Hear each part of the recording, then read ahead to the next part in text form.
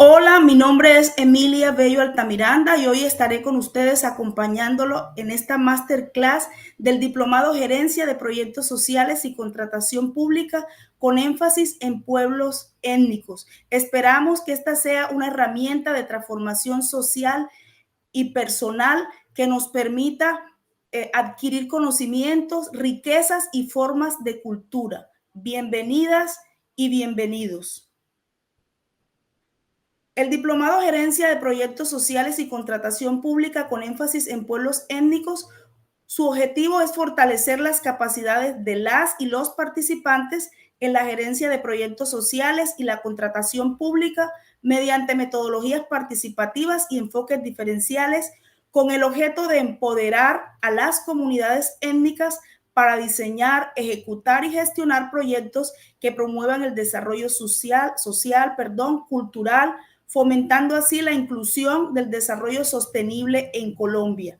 En este diplomado de gerencia de proyectos sociales en contratación pública, vamos a ver en esta primera unidad los liderazgos étnicos y roles y aportes en la construcción de paz. Y aquí lo que se trata es de reconocer el valor de los pueblos étnicos en la construcción de paz, especialmente en su aporte en la formulación al capítulo étnico, un componente clave del acuerdo de paz, el fortalecimiento a la entidad de ordenamiento territorial, los instrumentos de planeación nacional, así como la percepción de desarrollo en correspondencia con la diversidad cultural, los objetivos de desarrollo y los instrumentos de planeación. Queremos en esta unidad reconocer todo el aporte que han hecho los pueblos étnicos en la construcción de paz en el país, cómo hemos avanzado, cómo desde nuestros territorios hemos aportado a que se firmara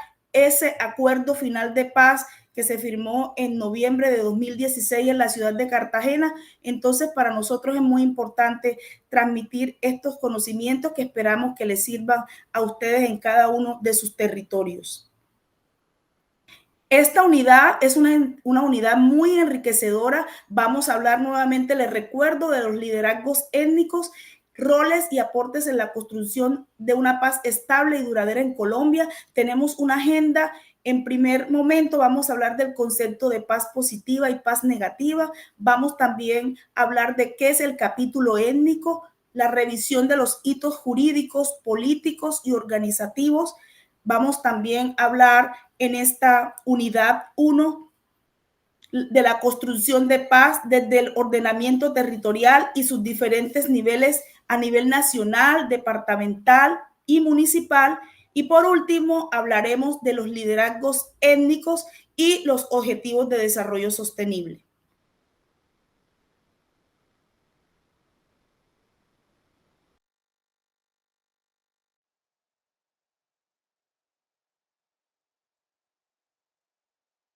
Se va a responder internamente con una frase, con una idea corta de qué es la paz, y podemos decir que la paz es un estado de armonía y de ausencia de conflictos, ¿verdad? Podemos pensar diferentes conceptos de la paz y sería muy bueno que cada uno en el lugar, como dije antes, donde está, pudiera tener una definición simple y sencilla de qué es la paz. Pero ya pasando a ver qué es la paz de acuerdo a el diccionario, el pequeño Larousse, lo que nos dice es que es una situación en la que no existe lucha armada en un país o entre países. También nos dice que la paz es una relación de armonía entre las personas sin enfrentamientos ni conflictos.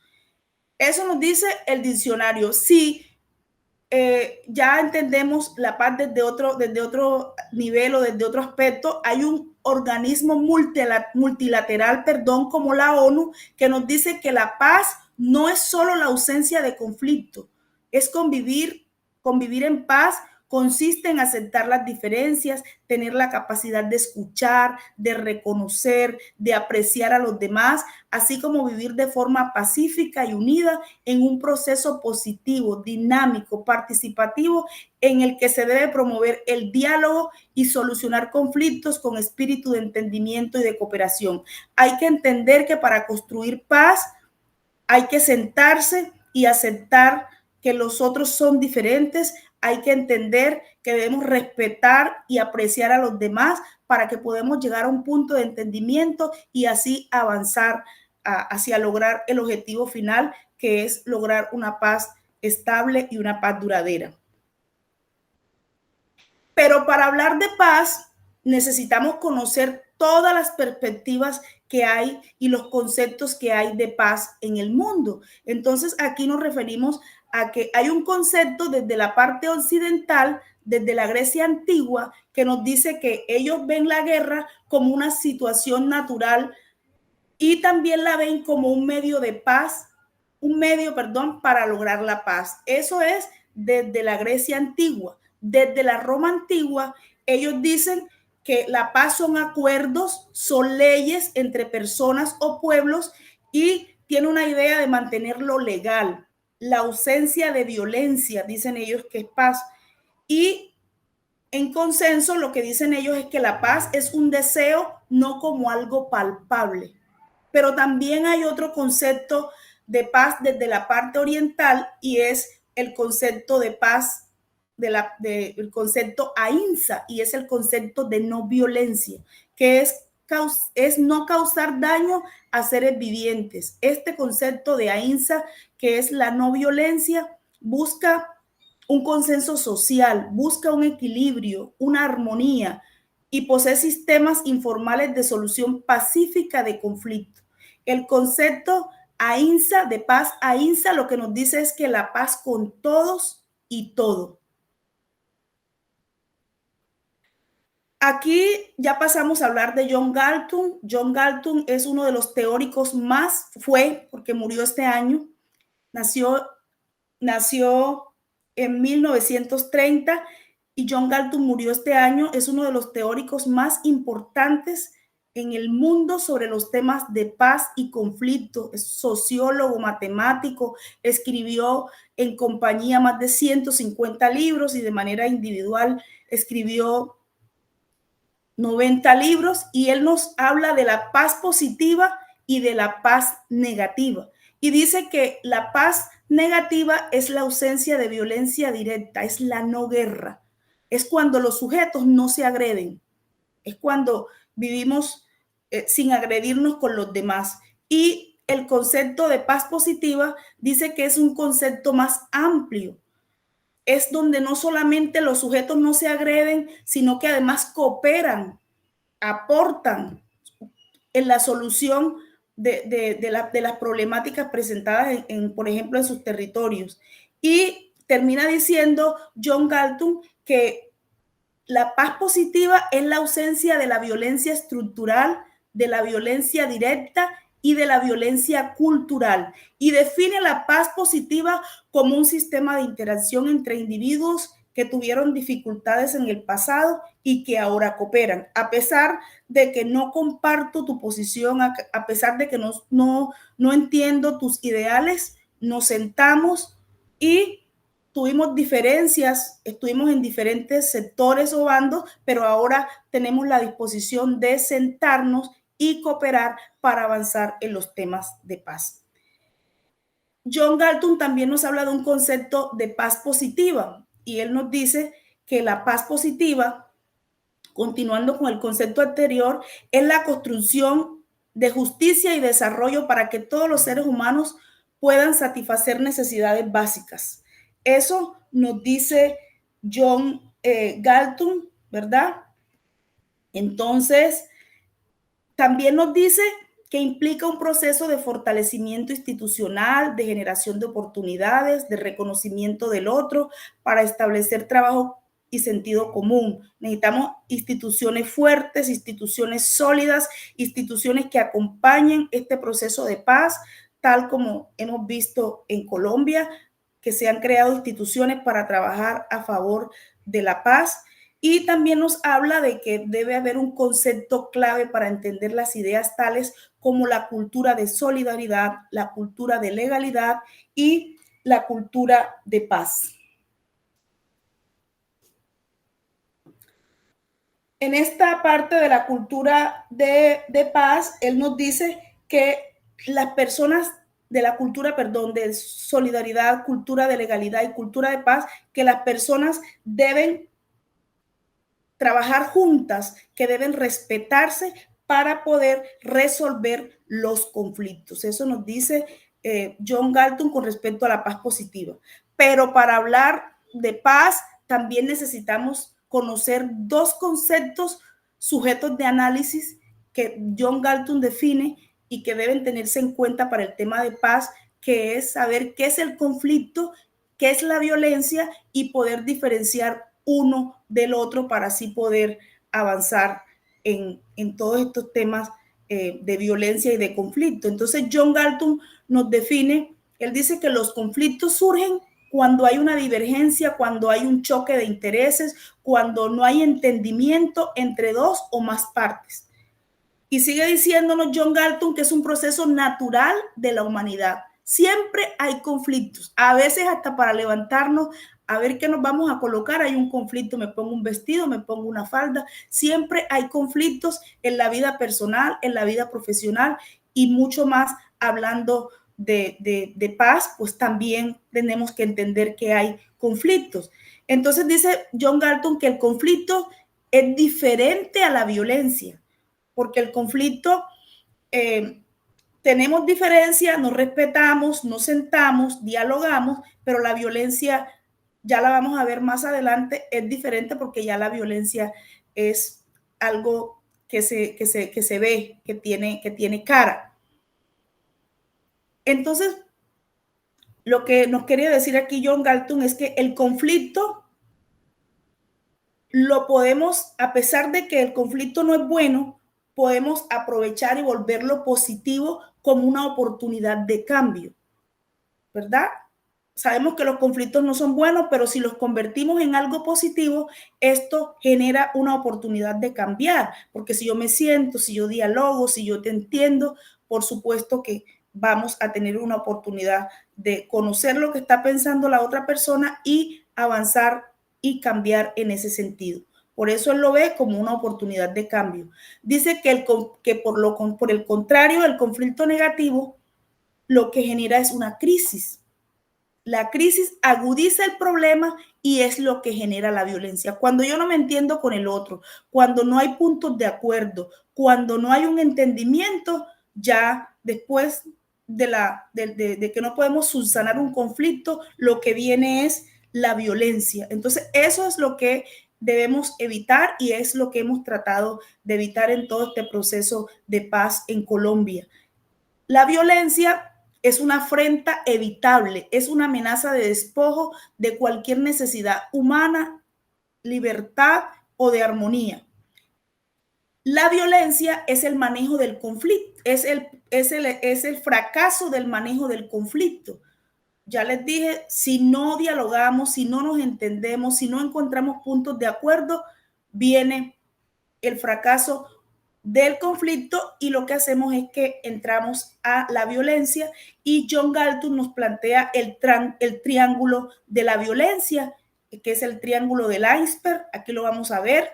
John Galton lo que dice es que la violencia es como un triángulo, que lo que logramos a ver en la parte de arriba es la violencia directa, porque es la violencia que tiene cara, porque se concreta en comportamientos físicos, verbales, y la violencia directa es evidente. Esa se ve, es un golpe en la cara, es un enfrentamiento ya directo. Pero debajo de esa violencia directa hay otro tipo de violencias que son los que dan lugar a esa violencia directa. Y podemos hablar también de la violencia estructural, que no es evidente, no es visible, no tiene cara, pero se constituye desde un poder desigual. Todo el tema de las brechas sociales son consecuencia de la violencia estructural.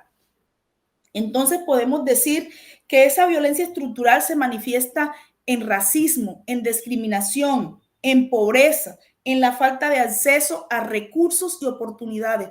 Todo eso hace que se cree una violencia estructural. Y la violencia cultural crea un marco de legitimidad para la violencia, normaliza la violencia, se materializa en la religión, en ideologías, en símbolos culturales, etcétera. La violencia cultural son las creencias, son las tradiciones, son las normas ideológicas o religiosas. Entonces, aquí está la diferencia entre los tres tipos de violencia, que al final todas estas dos violencias que vimos ahorita, la cultural y la estructural, es la que da paso a la violencia directa. Pero, ¿cómo salimos del conflicto? ¿Verdad? La idea es que no lleguemos a la violencia por ningún motivo.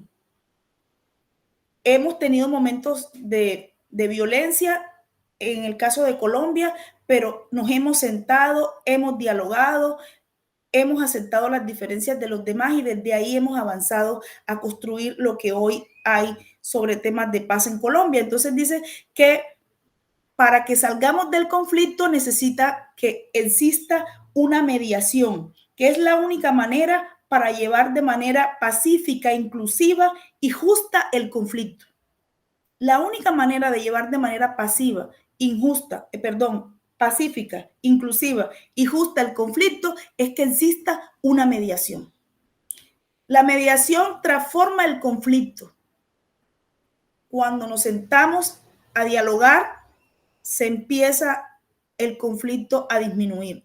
Supone negociación y diálogo. En la mediación hay comunicaciones asimétricas. En la mediación hay un alto nivel de dificultad que debe generar sensaciones de satisfacción a todas las partes. Muchas veces estamos sentados con el enemigo, con el contrario, pero yo tengo que hacerle entender cuando voy a mediar que yo acepto lo que él está diciendo, a pesar de que no lo comparta, yo entiendo, o sea, por ejemplo, que expliquen las razones y los motivos por los cuales están en un grupo armado o en otro. Así yo no lo comparta, yo lo acepto en ese momento de mediación porque estamos en una situación de entendimiento, en una situación de diálogo y lo que queremos es encontrar puntos o intereses que sean favorables para los dos y así poder avanzar. Y dice que la mediación no hay que aceptar, pero sí entender. Yo no acepto lo que por las razones o las causas en las que un grupo está reclamando unos intereses, pero sí lo entiendo para poderlo entender y poder, en ese sentido, poder entender lo que está pidiendo el otro grupo o la otra persona. O si no existiera mediación, si no tendremos en cuenta todos estos aspectos de la mediación, sería matar a todos y eso suena, hasta decirlo suena fuerte y yo creo que ese no es el propósito, ese no es el deber ser de un país que quiere avanzar, que quiere salir adelante y que quiere conseguir ese objetivo final de paz que tanto hemos luchado y que hemos trabajado para lograr hacia donde estamos hoy. Pero para hablar de paz tenemos que hablar de las 3 R, que son reconciliación, restitución y reparación. La reconciliación es el proceso mediante el cual se buscan superar las enemistades. Ahí nos reconciliamos, en ese espacio donde estamos mediando, se superan las diferencias, allí nos entendemos y avanzamos al proceso de restitución, que es una compensación por los daños sufridos durante el conflicto. Eso incluye el retorno de propiedades, el pago de indemnizaciones y las asistencias a las víctimas. Y en la reparación nos dice que va más allá de la compensación. Se enfoca en realizar cambios estructurales para abordar las causas subyacentes del conflicto y prevenir su recurrencia. Entonces vamos avanzando. Ya aquí en esta parte volvemos a hablar de las 3 R de reconciliación, restitución y reparación, pero vamos a hablar ya aquí es de los objetivos que tiene la reconciliación y cada una de de los otros 2 componentes y los métodos para qué lo quiero hacer y cómo lo voy a hacer. Entonces, el objetivo de la reconciliación es sanar heridas emocionales, psicológicas del conflicto, restaurar la confianza, establecer una relación positiva entre los grupos o individuos. Vamos a hablar de una vez del método, que implica diálogo, comunicación, es sentarse, es hablar, es compartir las experiencias de sufrimiento del otro. Yo qué te hice, yo cuando te lo causé, yo te pido perdón. Todo ese tema ahí viene como el tema de la reconciliación y reconocer que me equivoqué, reconocer que te fallé, reconocer que te ofendí y yo aceptar que tú hoy me estás pidiendo un perdón, que ese grupo, que esa persona hoy me está pidiendo un perdón y que yo lo entienda así, sea duro y difícil, porque en estos casos de reconciliación generalmente son procesos muy fuertes con un familiar, con un amigo, con alguien que duele mucho, entonces a veces no es fácil, pero tenemos que iniciar por el proceso de la reconciliación y los métodos son esos, es ese perdón. En el tema de restitución, que es corregir los desequilibrios materiales y emocionales causados por el conflicto, devolviendo a las víctimas lo que se les ha quitado y reconociendo el daño infligido. Eso es lo que mencionábamos antes, que aquí se le devuelven las tierras a las personas, aquí se indemnizan a las personas, aquí se hace una restitución de toda esa violación de derechos que hubo para las personas. Puede incluir dentro de las metodologías el resarcimiento económico. Ustedes saben que hay una indemnización en el tema de restitución, hay una devolución de bienes confiscados a la provisión de o servicios y apoyo para la reparación de los daños materiales y emocionales. Y en el tema de reparación, que ya son temas muchísimo más profundos de las estructuras sociales, políticas y económicas que contribuyen al conflicto, promoviendo una justicia más profunda y asegurando que las causas del conflicto sean tratadas de manera integral. Ya acá la reparación ya es un tema de estructuras sociales, políticas y económicas de manera integral. Y los métodos o el método para trabajar la reparación implica reformas en las políticas, en los sistemas de cambios legislativos, en el desarrollo de nuevas estructuras y prácticas que promuevan la equidad, la justicia, la reparación. Busca construir una paz duradera al abordar las raíces del conflicto y prevenir futuros enfrentamientos. Aquí en la reparación lo que queremos es no hacer acciones de repetición, ¿verdad? Porque lo que queremos es prevenir todas esas causas o esas raíces de los enfrentamientos para que no se vuelvan a presentar. John Galton también habla de la paz positiva, ya la vimos, de la paz negativa, pero él habla de una paz imperfecta. A mí me gusta mucho este término que utiliza John Galton porque aquí se ve muy reflejado el caso de Colombia y Galton lo que dice es, introdujo este término para describir una forma de paz que aunque no implica violencia directa, aún está enmarcada por tensiones de problemas subyacentes que impiden una paz completa y duradera. A pesar de que no hay enfrentamientos, a pesar de que no hay actos de terrorismo, a pesar de que no hay muertes atroces, sí sigue habiendo, pero de una manera menos escalonada, él lo que dice es que a pesar de que esa violencia o esa guerra directa no está activa, siguen las tensiones, siguen los problemas, sigue un ambiente que no es el ambiente el que queremos estar y eso impide que haya una paz completa y duradera.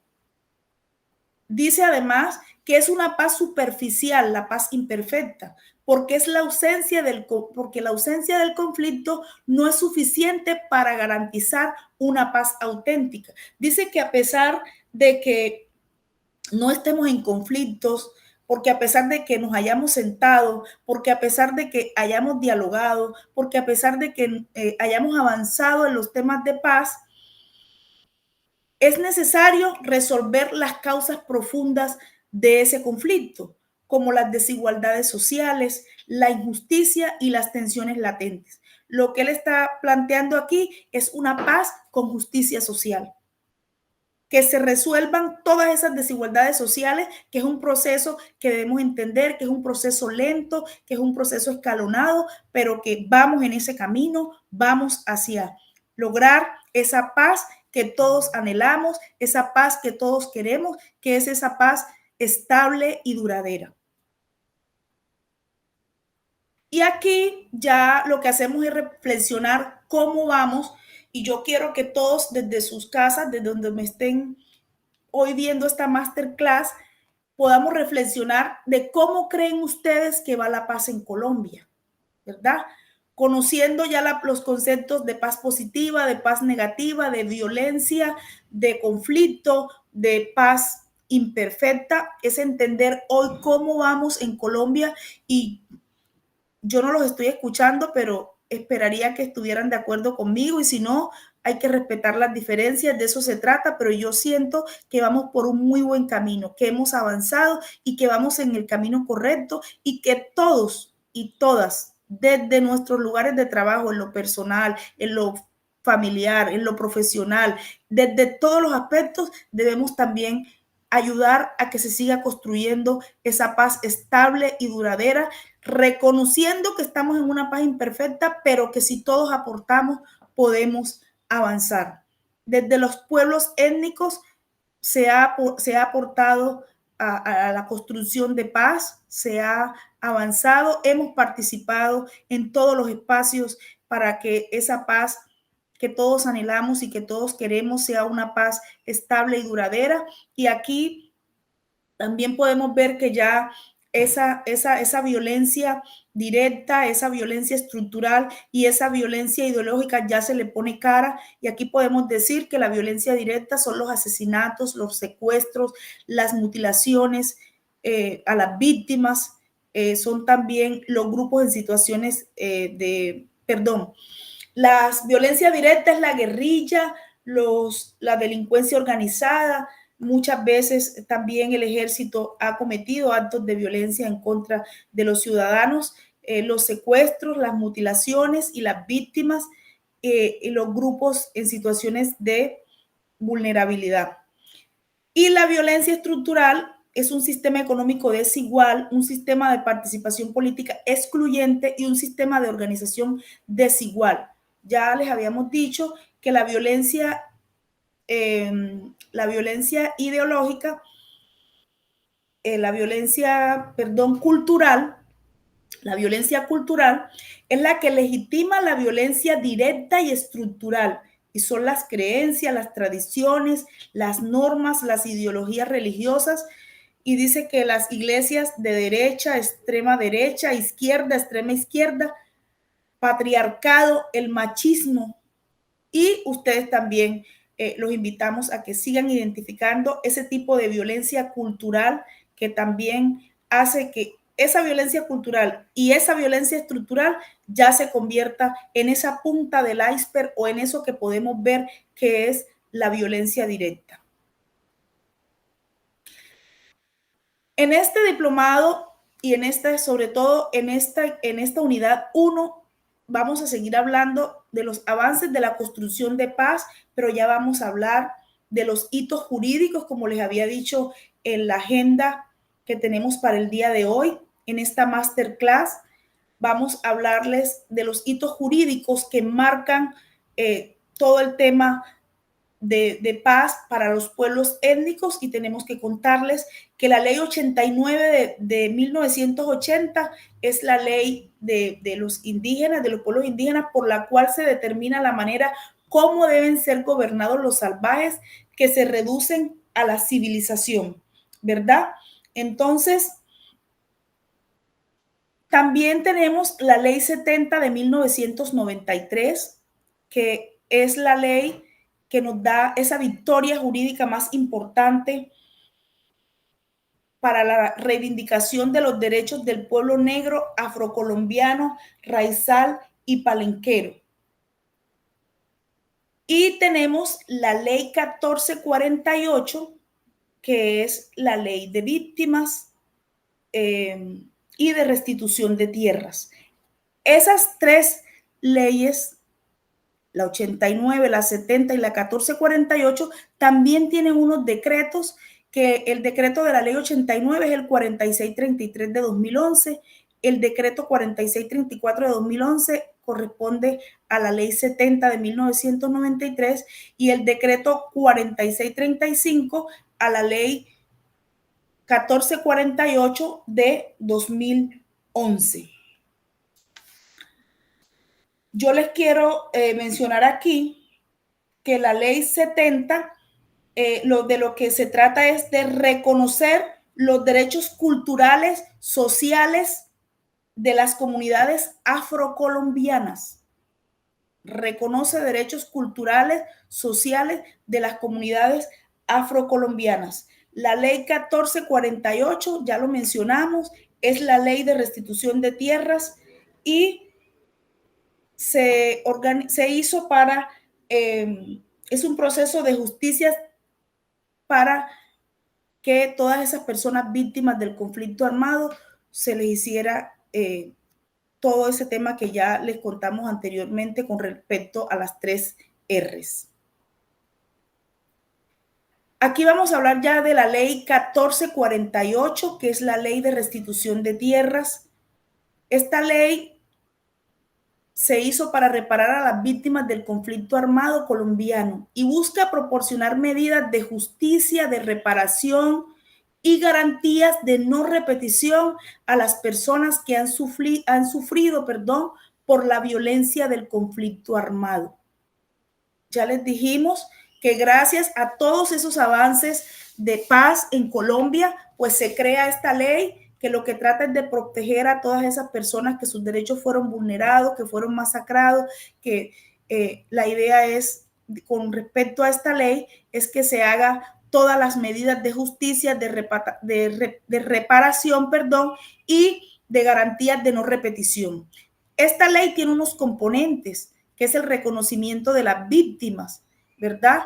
Esta ley define quiénes son las víctimas del conflicto armado, incluyendo a las personas que son desplazadas, a los secuestrados, a las víctimas de minas antipersonas y entre otros. ¿Por qué? Porque no todas las personas víctimas tienen el mismo hecho victimizante. Hay unas que fueron desplazadas, otras que fueron secuestradas, otras que fueron víctimas de las minas, o también se da el caso que puede haber una víctima que haya sido desplazada y secuestrada al mismo tiempo, entonces cada una tiene un reconocimiento de esa afectación que tuvo. La participación y consulta establece mecanismos para la participación de las víctimas en el proceso de reparación y en la formulación de políticas públicas.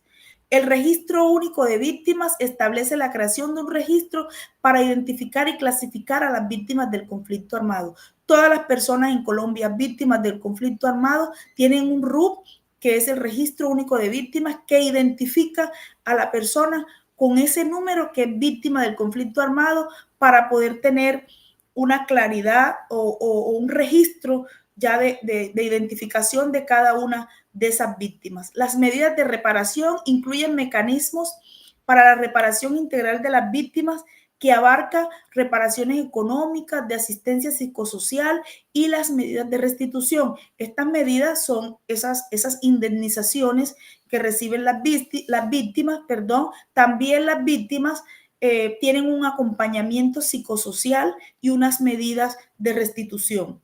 Vamos a hablar, porque aquí en la ley 1448, que es la ley de víctimas y de restitución de tierras, vamos a hablar también del tema de restitución de tierras, que lo que hace es que proporciona un marco para la restitución de tierras a las personas desplazadas forzadamente de sus propiedades debido al conflicto armado.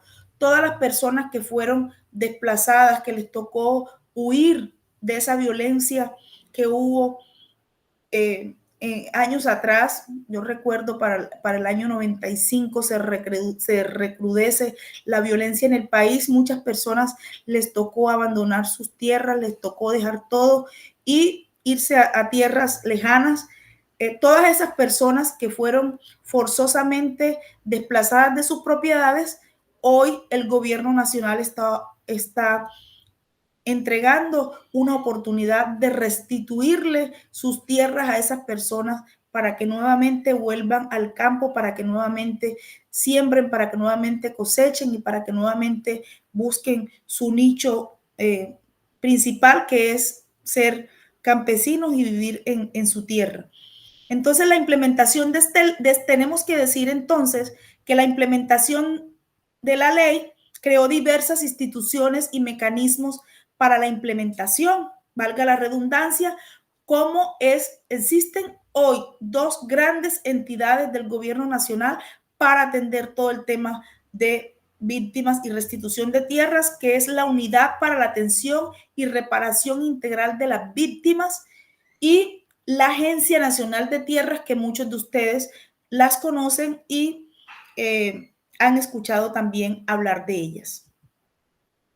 La implementación en pueblos étnicos según la ley 1448 de 2011, anteriormente les había dicho que para cada una de esas leyes que habíamos mencionado, la ley 89 de 1980, la ley 70 de 1993 y la ley 1448 de 2011, había un decreto, y en este caso de la ley 89 de 1980, que su propósito es regular la vida de los pueblos indígenas, estableciendo mecanismos para su reducción y asimilación a la vida civilizada. Este decreto, o por medio de este decreto, se dictan medidas de asistencia, atención, reparación integral y de restitución de derechos territoriales a las víctimas pertenecientes a pueblos y comunidades indígenas. Esto tiene una implementación que aquí está mencionada, que son daños y afectaciones, daños individual, daños colectivos, daño individual con efectos colectivos, daño a la integridad cultural, de la protección de los pueblos indígenas en el marco del conflicto interno y otras formas de violencia sistemáticas, las medidas de protección colectiva a los pueblos indígenas. Todo esto lo menciona y lo podemos encontrar en el decreto 4633 de 2011, de la atención y asistencia a las víctimas del desplazamiento forzado y retornos y reubicaciones. Seguidamente, entonces, podemos mencionar y decir que la ley 70 de 1900, aquí es la ley, sí, la ley 70, el decreto 4634 de 2011, por el cual se dictan la asistencia y atención integral y restitución de tierras a las víctimas pertenecientes al pueblo ron o gitano. Aquí hay una serie de acciones que es la reparación integral y restablecimiento del equilibrio y la armonía del pueblo ron, respeto al derecho propio de la Cris Romani, la garantía de la supervivencia física y cultural, derecho fundamental a la consulta previa de acuerdo a la OIT, y también hablamos de la reparación transformadora, autonomía ron-gitana y la invisibilidad de los derechos del pueblo ron. Y aquí tenemos el decreto, ahora sí, 4635 de 2011, que es el decreto de la ley 70 de 1993, por el cual se dictan las medidas de asistencia, de atención, reparación integral y de restitución de tierras a las víctimas pertenecientes a comunidades negras, afrocolombianas, raizales y palenqueras, ¿verdad? Entonces aquí vamos a hablar de todo lo que se hace en este decreto para poder cumplir con esa ley, y se debe hacer el Plan Integral de Reparación Colectiva, que es el PIR, identificar los daños y afectaciones colectivas de las comunidades, implementar medidas para la protección efectiva de la diversidad étnica y cultural en las comunidades, transformar las condiciones de discriminación histórica que permitieron o facilitaron las comisiones de violaciones de que trata el artículo 3 contra las comunidades, diseñar e implementar medidas para la atención preferencial de las personas con protección constitucional, especialmente las viudas, las mujeres, cabezas de familia, y implementar todas las medidas de reparación incluidas en el Plan Integral de Reparación Colectiva, entre otros derechos. Este plan de reparación, este Plan Integral de Reparación Colectiva es muy importante y para esto la unidad de víctimas hace todo un trabajo concertado con los consejos comunitarios y también se le hace una consulta previa y por supuesto que es un documento, es un plan que se aprueba conjuntamente con los consejos comunitarios. Ya hablamos de los hitos jurídicos, vamos a hablar ahora en los avances para la construcción de paz, en los hitos políticos. Y tenemos tres grandes hitos políticos en la construcción de paz de los pueblos étnicos en Colombia. Tenemos el capítulo étnico que establece salvaguardas de los derechos de los pueblos étnicos y considera acciones específicas para los pueblos étnicos en cada uno de los puntos del acuerdo. Este capítulo étnico fue fundamental y muy importante para los pueblos étnicos que se incluyera en el acuerdo de paz, porque nos ha permitido muchos avances y sentimos de alguna manera y se sienten los territorios de alguna manera manifestado por los estudiantes, que se ha visto que ha llegado a través de muchas otras herramientas que vamos a ver más adelante, el desarrollo y el progreso a los pueblos, no como quisieran, no como debieran ser, pero sí hemos avanzado con respecto a esa construcción de paz, esa generación de oportunidades y de llevar obras a los territorios. El segundo gran hito político es el acuerdo final para la terminación del conflicto y la construcción de paz estable y duradera, que se firmó en Cartagena el 24 de noviembre de 2016 y fue ratificado por el Congreso de la República el 2 de diciembre del mismo año. Y como tercero tenemos el Plan Marco de Implementación, publicado el 15 de enero, que orienta las políticas públicas requeridas para el cumplimiento del acuerdo final durante los próximos 15 años y facilita el seguimiento gracias a la creación de diferentes instancias dispuestas para tal fin. Entonces, podemos decir que sí han habido avances para la construcción de paz en Colombia para los pueblos étnicos y que hay unos hitos políticos fundamentales e importantes que han permitido ese avance y ese desarrollo que necesitamos y que debemos seguir construyendo para que la paz sea estable y duradera. Y yo quiero mencionar aquí que en vez de hablar de guerra, sigamos hablando de esa construcción de paz que todas y todos los colombianos necesitamos y que gracias a los gobiernos hoy los pueblos étnicos tienen un reconocimiento por ese aporte, porque fueron los pueblos golpeados durante todo ese tiempo de violencia y eso lo que generó es que existan muchas brechas de desigualdades en lo social, en lo político, en lo económico en estos territorios, pero que a bien tuvo el gobierno nacional en ese acuerdo final de paz incluir el capítulo 1 de la reforma rural integral, incluir el capítulo étnico también dentro de los acuerdos de paz y esto nos ha permitido avanzar en temas de paz en el país. Los hitos políticos y su capítulo étnico se incluyeron en el acuerdo final un capítulo específico dedicado a las comunidades afrocolombianas, destacando la importancia y su participación en el reconocimiento de sus derechos.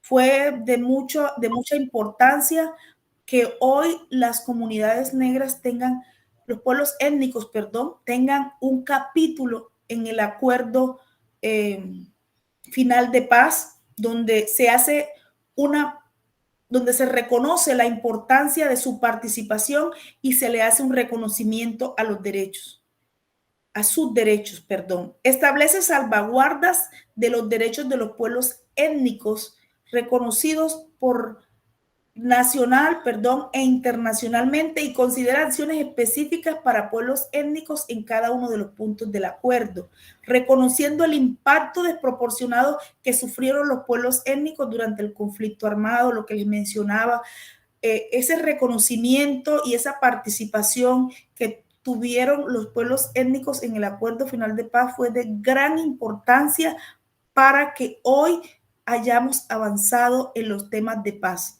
Ese reconocimiento de abrirle espacio, de escuchar a personas representantes de pueblos étnicos, esa oportunidad hoy de reconocer que fuimos o que fueron los pueblos étnicos los más afectados por el conflicto armado, vale la pena que haya sucedido en los acuerdos de paz.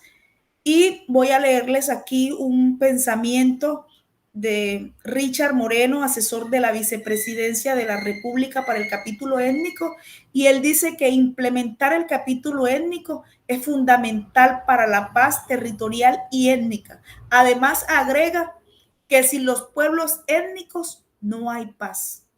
Por eso la importancia de que se siga desde los territorios ayudando y aportando en esa gran tarea de seguir construyendo paz. La paz no es de un día, la paz no es de una semana, la paz no es de un mes, la paz no es de un año, la paz es de todos los días, y todas y todos debemos aportar para que se siga construyendo paz en Colombia. También hay un pensamiento de Gabriela Holguín, asesora de asuntos étnicos de la misión de verificación de las Naciones Unidas en Colombia, y ella dice que el capítulo étnico es una agenda mínima para resarcir a los pueblos étnicos de las afectaciones desproporcionadas que sufrieron durante el conflicto, y una garantía que representa sus derechos nacional e internacionalmente reconocidos incluso antes de la firma del acuerdo de paz.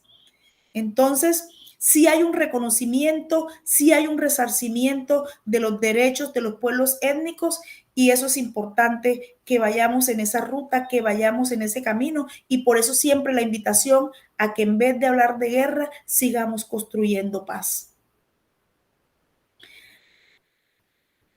Ya aquí vamos a hablar, en este nuevo momento, vamos a hablar de lo que son las salvaguardas, ¿verdad?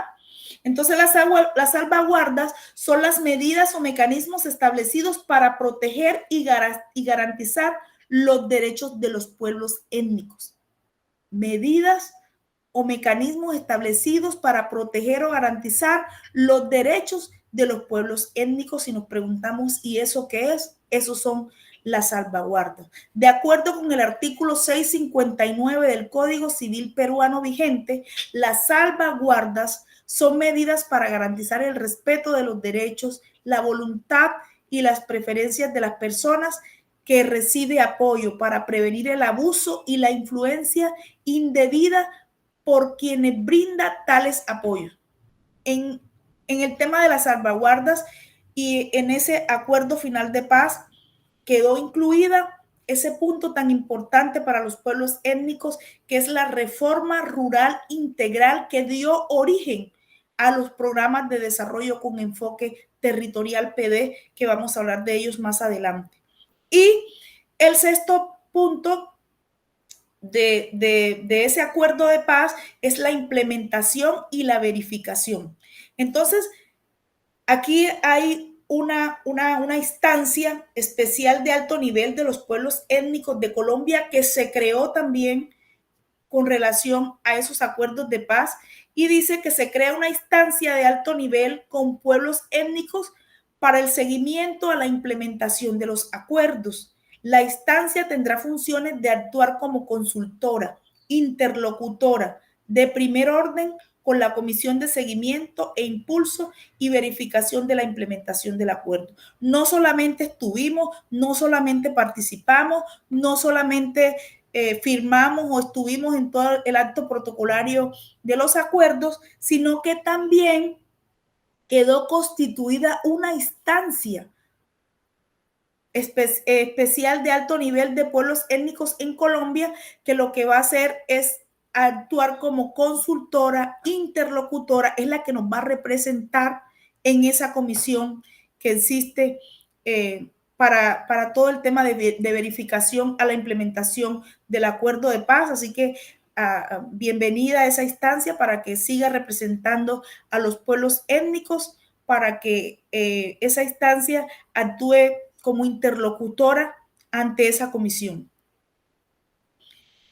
Ya aquí tenemos unos apuntes o unos apartes ya de lo que dijimos antes, que el acuerdo se firmó en Cartagena, el acuerdo de paz se firmó en Cartagena el 24 de noviembre de 2016 por el gobierno nacional y la guerrilla de la FARC-EP y ratificado por el Congreso el 2 de diciembre del mismo año. Y lo que pretende este acuerdo cuando se firmó era terminar el conflicto armado, eliminar las condiciones que han permitido que el conflicto se alargue en el tiempo.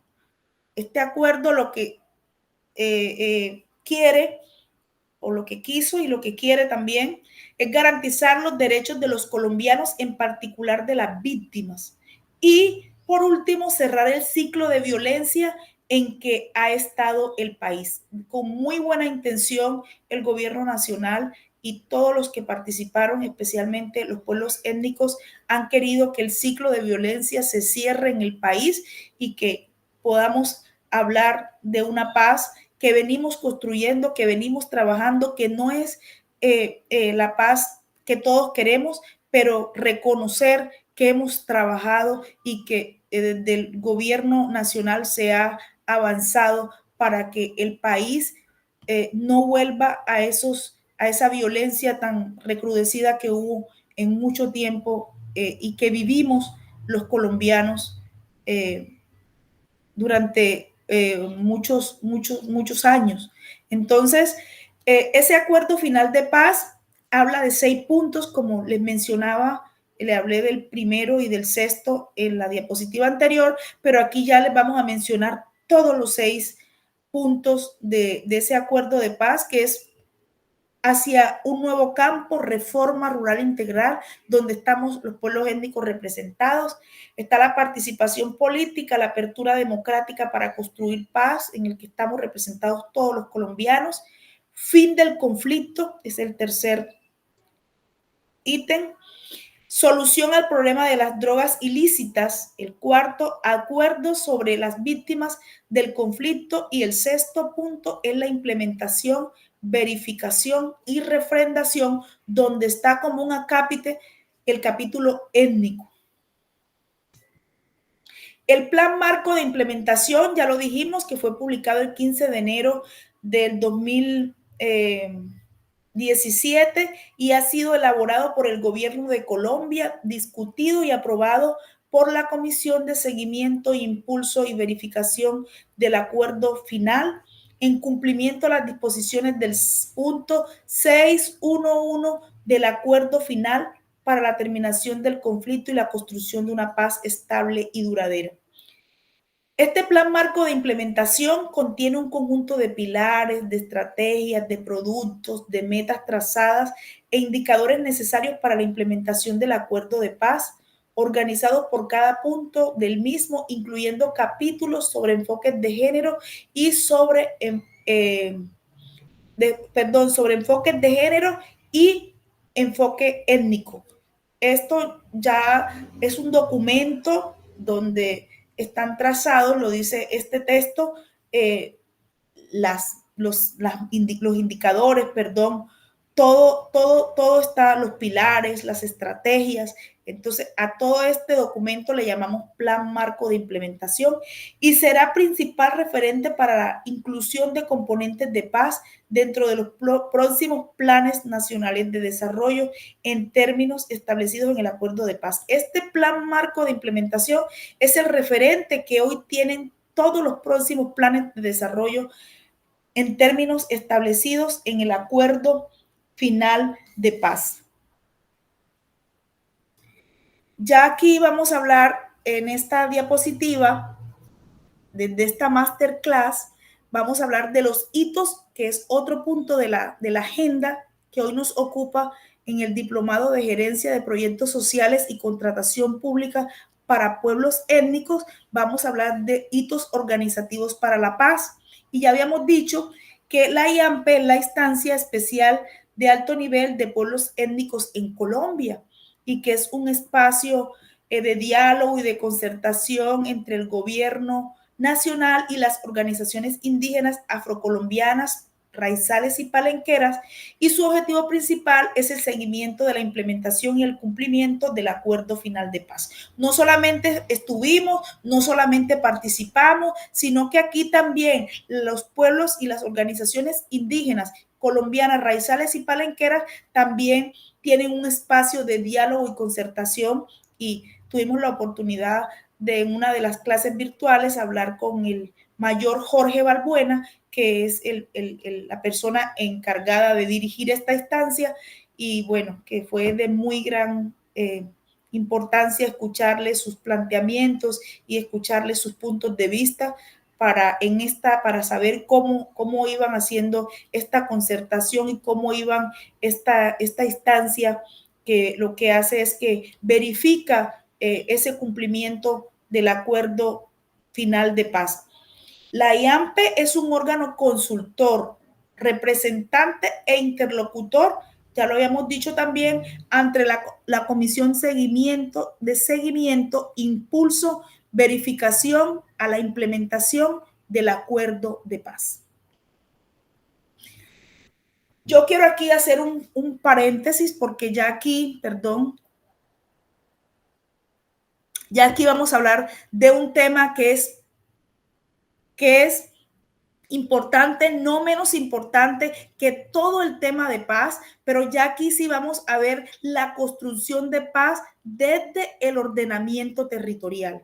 Cómo todos esos acuerdos, cómo toda esa implementación de los acuerdos de paz, cómo ya lo vamos a ver materializado en nuestros territorios, cómo llega esa paz que todos queremos, cómo llega toda esa inversión social, cómo llega toda esa paz con justicia social a los diferentes territorios, cómo se piensa ya materializar y aterrizar todo eso que queremos, todo eso que anhelamos, todo eso que sabemos que nos hace falta para lograr una paz estable y duradera, cómo lo vamos a llevar a materializar a los territorios. Entonces decimos que el origen de los SOMAC, que aquí lo estamos viendo ya, municipios SOMAC, con el acuerdo de paz se crearon unas leyes, la ley y unos mecanismos también, perdón. Entonces, el origen de los SOMAC es el acuerdo de paz, solo que se reglamentó a partir de la ley 1819. Entonces, lo que nos dice es que los municipios SOMAC son un conjunto de municipios que agrupa la zona más afectada por el conflicto armado en el país. Zonas más afectadas por el conflicto en el país. Estas zonas tienen una serie de implicaciones una serie de implicaciones en el régimen de tributación para empresas establecidas y o creadas en las zonas que tuvieron alta presencia del conflicto armado.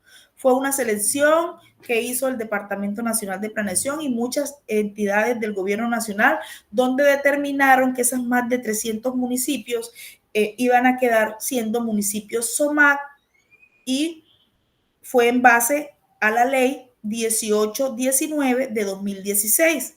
Pero también se crearon unos mecanismos especiales de consulta que los vamos a ver, y también tenemos que hablar de una forma de organización del territorio. Entonces, volvemos a los SOMAC y a la ley 1819 de 2016, por medio del cual se adopta una reforma tributaria estructural. Se fortalecen los mecanismos para la lucha contra la evasión y la elusión fiscal, la evasión fiscal, y se dictan otras disposiciones. Esos son los municipios SOMAC, ¿verdad? Entonces podemos decir aquí también que los municipios SOMAC son el instrumento económico y que los municipios PEDEC es el instrumento político, porque a través de los SOMAC, con esos recursos que una persona natural o jurídica que ve una necesidad del territorio, que ve una necesidad en la comunidad y que el gobierno en ese momento no tiene cómo invertir porque le faltan los recursos, entonces lo que hace es que la persona natural o jurídica deduce del impuesto de renta y de los impuestos complementarios el capital de los recursos que se invertirán en la obra. Eso es más o menos lo que ya hacen las personas que deciden no pagarle ese impuesto de renta y complementario al gobierno directamente, sino que viendo la necesidad de una obra que sea primordial, además hay unos mecanismos, todo está en base, no es porque yo quiera hacer X o Y obra, todo tiene unos lineamientos y va basado conforme a la ley para que se puedan dar realmente de lo que vamos a hablar más adelante, que es todo el tema de obras por impuestos. Decimos que hay unos incentivos tributarios para cerrar las brechas de desigualdad socioeconómica en la zona SOMAC. ¿Quién define esto? Lo define el artículo 235 que es la finalidad y la temporalidad.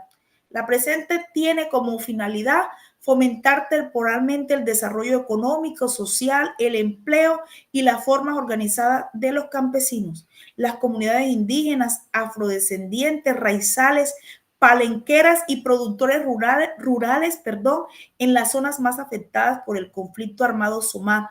Buscan cerrar brechas económicas y sociales existentes entre ellas y el resto del país. Los municipios afectados, las zonas más afectadas por el conflicto son zonas que han sido golpeadas por la violencia, son zonas que tienen demasiadas brechas de desigualdades con respecto a otras regiones del país.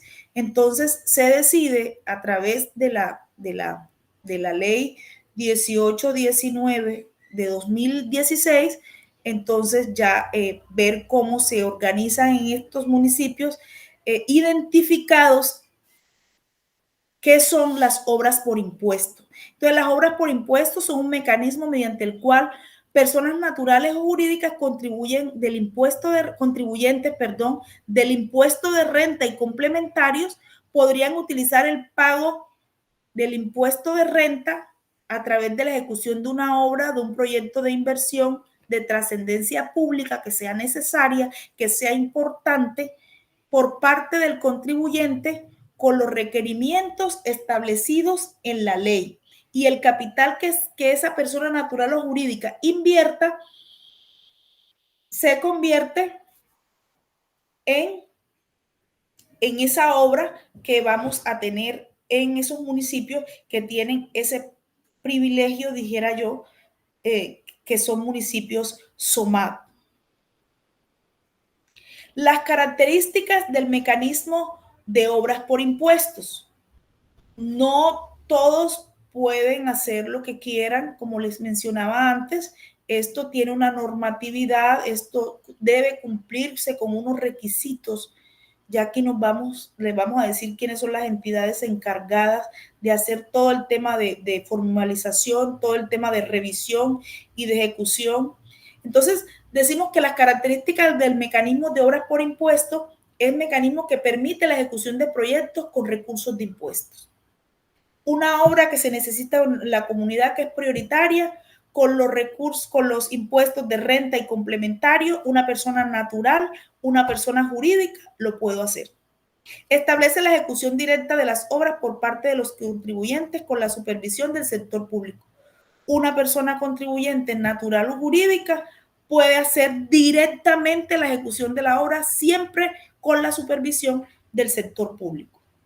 La supervisión comienza. ¿Quién supervisa que estos proyectos desde su ejecución y su recibo final lleguen a buen término, el Departamento Nacional de Planeación y la Agencia de Renovación del Territorio, que hoy juega un papel muy importante en el tema y en el desarrollo de los PDs, que son los programas de desarrollo con enfoque territorial.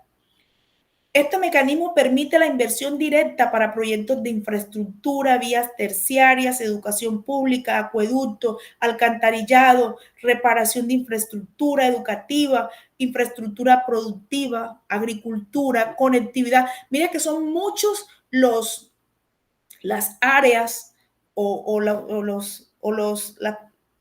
las áreas o las partes, no son las partes, las áreas en las que se pueden trabajar, ¿verdad? Entonces, se pueden hacer trabajos de infraestructura, como ya lo dije, en temas educativos, conectividad digital, dotación escolar, mitigación del cambio climático, entre otras. En general, para la construcción de paz y mejorar la calidad de vida de las poblaciones de las zonas SOMAP y zonas PD, porque aquí les quiero mencionar que todas las zonas PD son SOMAP.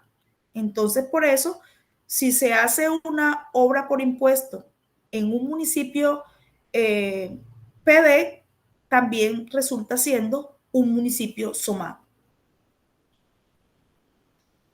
Y ya vimos todo el tema de los municipios SOMAP. Ahora vamos a hablar de los programas de desarrollo con enfoque territorial PD. Está regido por el decreto 893 de 2017.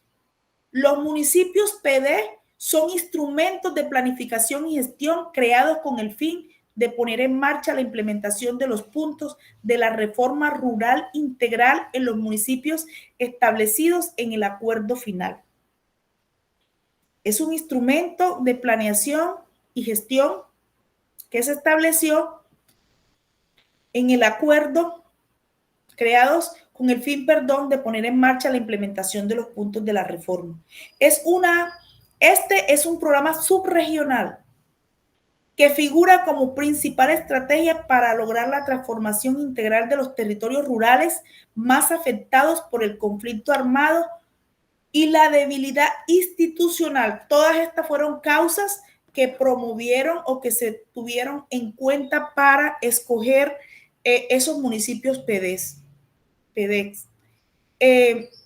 Las zonas más afectadas por el conflicto armado, la ausencia y debilidad institucional, la pobreza y las economías ilícitas fueron aspectos importantes para determinar cuáles son esos municipios PDs, que podemos decir que hoy en Colombia son 170 municipios PD en 16 subregiones del país. Y los PD lo que buscan en términos generales es el bienestar de la población rural. Eso en términos generales es lo que podemos mencionar que buscan los PD. Pero dentro de los PD tenemos que hablar de un instrumento muy importante, que son los planes de acción para la transformación regional, PATR. Estos planes de acción regional fueron construidos con las comunidades, con los consejos comunitarios, con los pueblos indígenas, con las juntas de acción comunal, con las organizaciones, con los líderes, con las lideresas.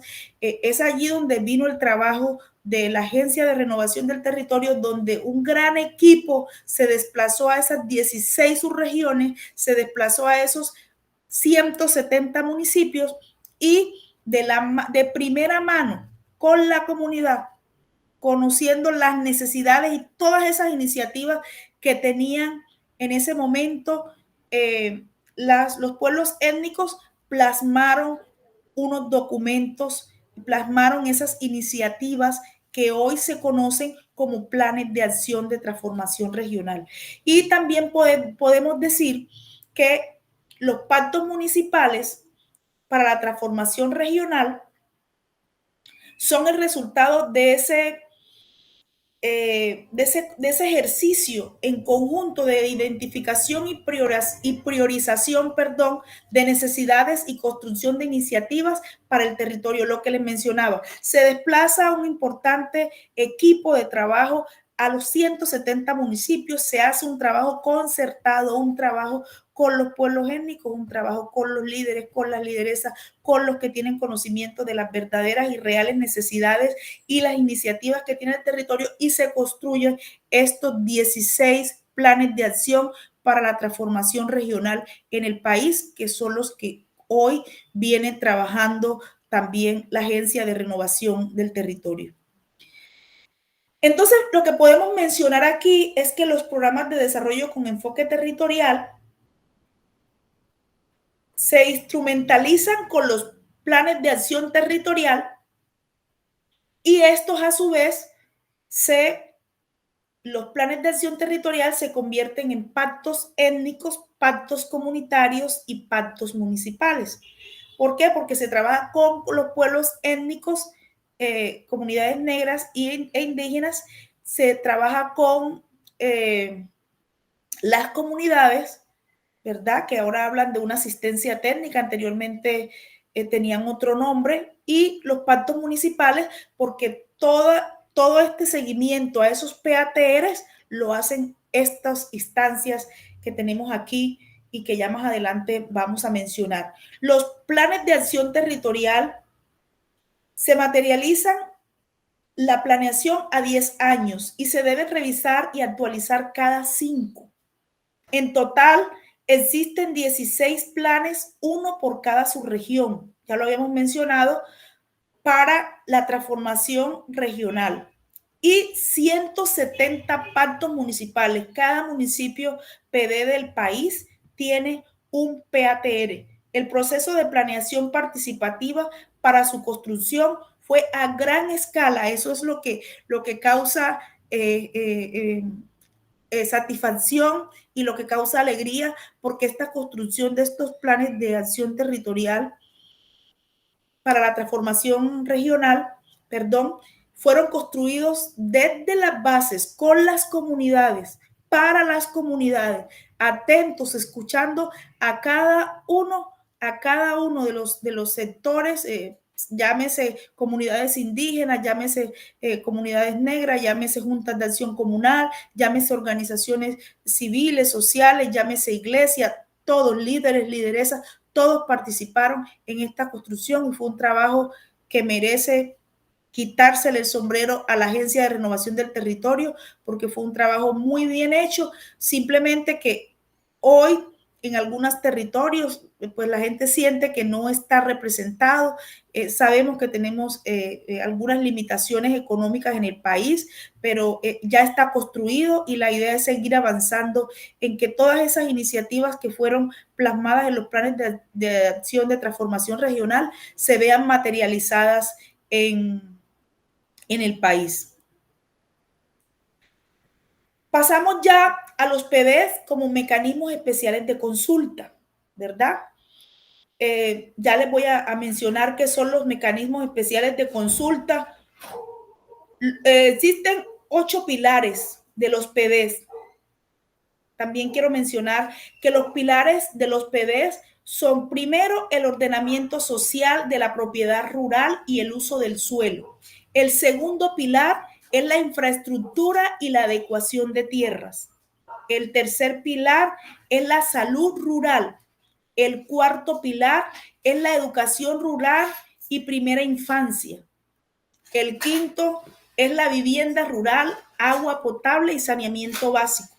El sexto pilar es la reactivación económica y la producción agropecuaria. El sistema para la garantía progresiva del derecho de la alimentación, la reconciliación, la convivencia y la construcción de paz. Retomamos, qué pena, un incidente. Los pilares son temas importantes para el desarrollo de los municipios, pues orientan el trabajo para poder superar las consecuencias que dejó el conflicto armado, disminuir la pobreza y acabar con la presencia de economías ilícitas y fortalecer la institucionalidad. Vamos a hablar entonces de qué son Los MEC. Los MEC son los mecanismos que abrevian, la consulta previa. Las autoridades de gobierno de los pueblos originarios delegan una persona para garantizar trámites de aprobación de propuestas presentadas por los pueblos. Los mecanismos especiales de consulta no son instituciones, son escenarios de diálogos donde realmente se delegan unas personas para que participen de esos espacios. Los MEC son mecanismos de participación y protección de los derechos de las comunidades étnicas que permiten influir en decisiones que afecten en los territorios. Esos son los MEC. Ya dijimos que no son instituciones, que son escenarios de diálogo y que son espacios donde se abrevia la consulta previa. La consulta previa es otro mecanismo diferente a los mecanismos especiales de consulta. Esta sí es una consulta ya más a gran escala. Esta no es el mecanismo especial de consulta que hablan los acuerdos de paz. Esta consulta previa está establecida en la Ley 70 de 1993 y establece el derecho de las comunidades a ser consultadas antes de la implementación de cualquier proyecto o actividad que afecte su territorio. ¿Cuándo se debe llevar una consulta previa? Siempre. Siempre se debe hacer una consulta previa. Adoptar o ejecutar medidas administrativas, legislativas o proyectos públicos o privados que puedan afectar directamente a las formas y sistemas de vida de los pueblos indígenas o su integridad étnica, cultural, espiritual, social y económica. Entonces, ya tenemos que aprender hoy que los mecanismos especiales de consulta fueron establecidos en los acuerdos de paz, pero la consulta previa es un tema mucho más amplio, mucho más abierto en el tema y mucho más a largo plazo, o dependiendo pues de qué tipo de consulta se esté haciendo. Se hace la consulta previa, de acuerdo a la Ley 70 de 1993. Ya que vamos a hablar de las formas de organización territorial de los pueblos étnicos, entonces podemos establecer que existen territorios indígenas, consejos comunitarios y los cuñapi. Los territorios indígenas están contemplados en los resguardos de acuerdo al decreto 2164 de 1995, artículo 21, y define a los resguardos que son una institución legal y sociopolítica de carácter especial conformada por una o más comunidades indígenas que con un título de propiedad colectiva goza de las garantías de la propiedad privada. O sea, que los resguardos tienen un documento legal que así los reconoce y que así los identifica, ¿verdad? Y poseen su territorio y rigen para el manejo de este y su vida interna en una organización autónoma amparada por el fuero indígena y su sistema normativo. Los resguardos tienen un territorio reconocido por el Estado como propiedad colectiva.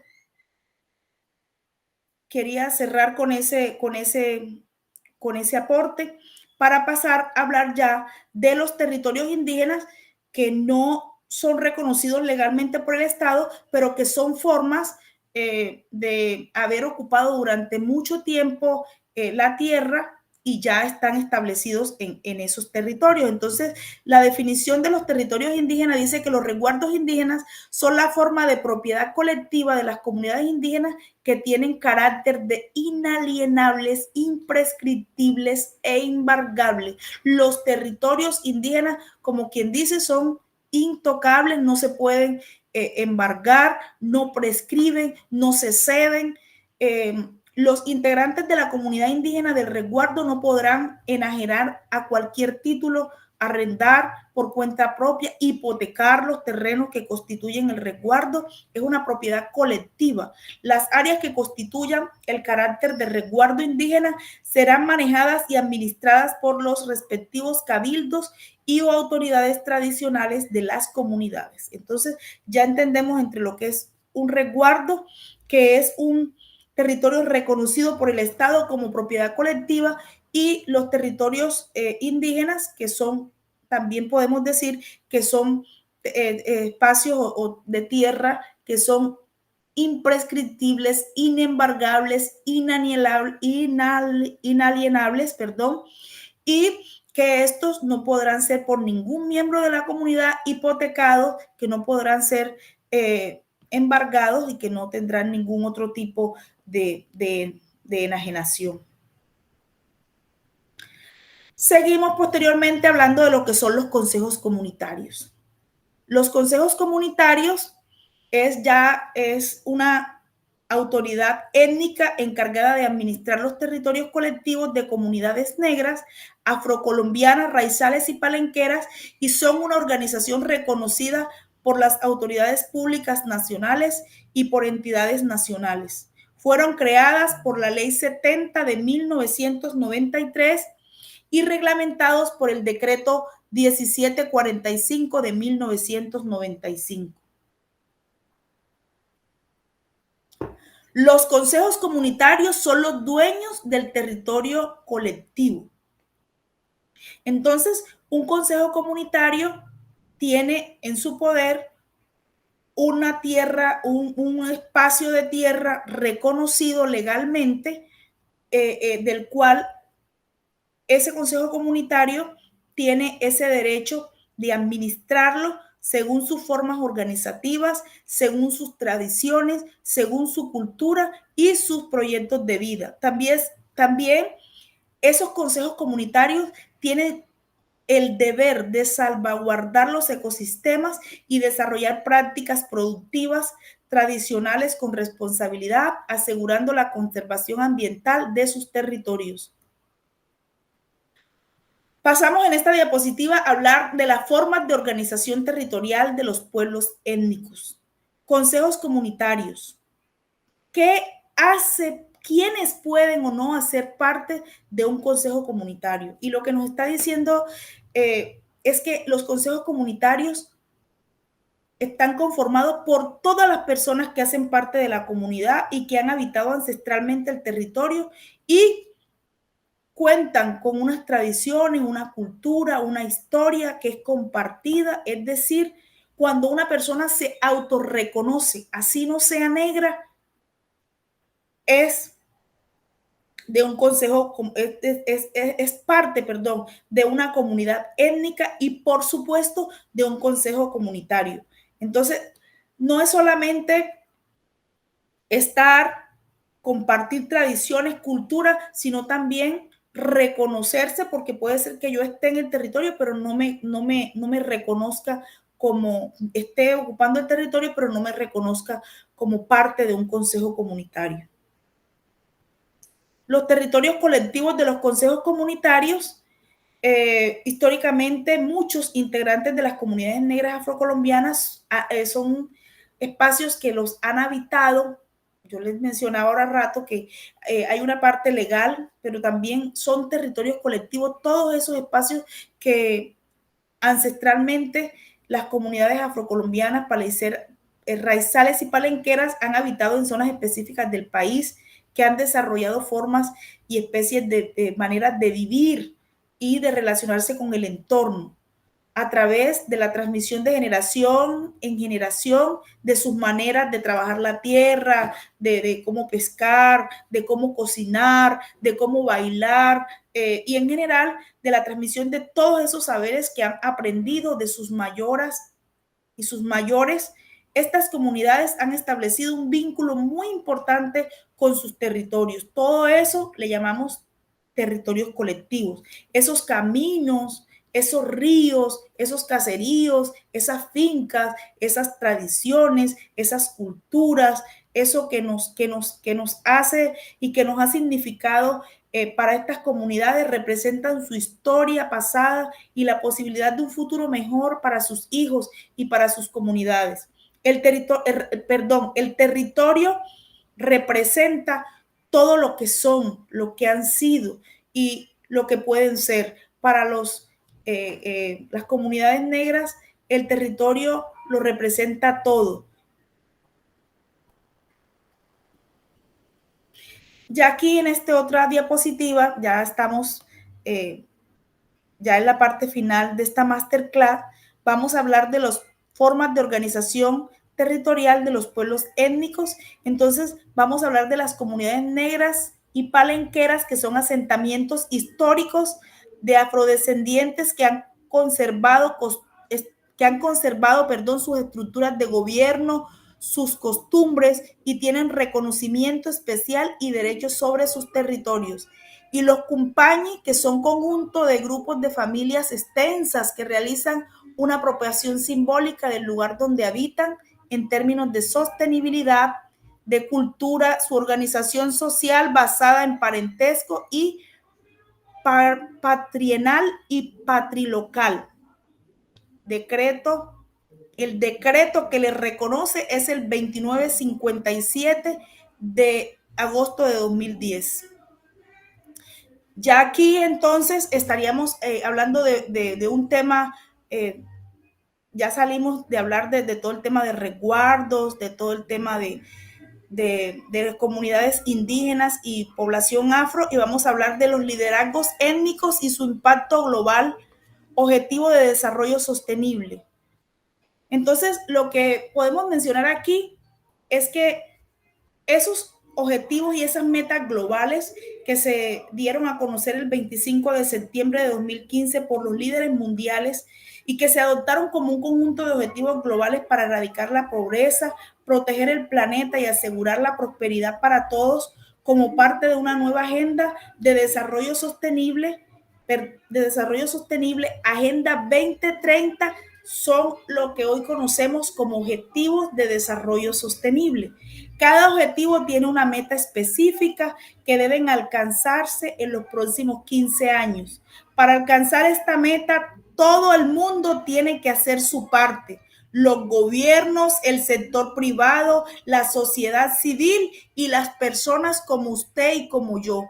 Para lograr los objetivos de desarrollo sostenible, los pueblos étnicos también deben aportar en la formulación y el alcance de estas metas globales, y yo podría decir y asegurar que sí lo vienen haciendo desde hace mucho tiempo. Yo ahorita aquí les voy a mostrar o les voy a dejar esta información con los 17 Objetivos de Desarrollo Sostenible de la Agenda 2030, que es muy importante que ustedes los conozcan y que se los puedo mencionar, que es el fin de la pobreza, el fin del hambre, garantizar una vida sana y promover el bienestar, garantizar una educación inclusiva, equitativa y de calidad y de oportunidades y de aprendizaje, lograr la igualdad entre géneros y empoderar a las mujeres, es el objetivo de desarrollo sostenible 5. El sexto es garantizar la disponibilidad de agua y su gestión. Y el séptimo, garantizar el acceso de una energía asequible, segura, sostenible y moderna.